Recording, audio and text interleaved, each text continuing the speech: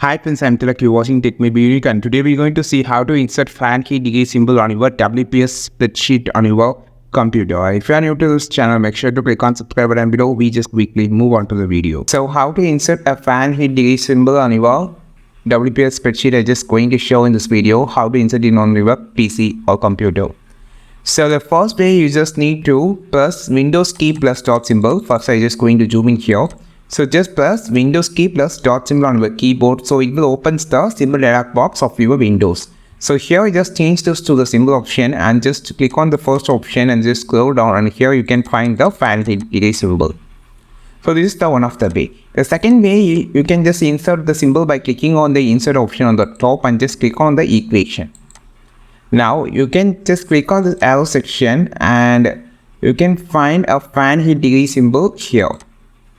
So this is the second way that you can just insert the fan heat degree symbol. These are the two ways that you can just insert the fan heat degree symbol on your WPS spreadsheet on your computer.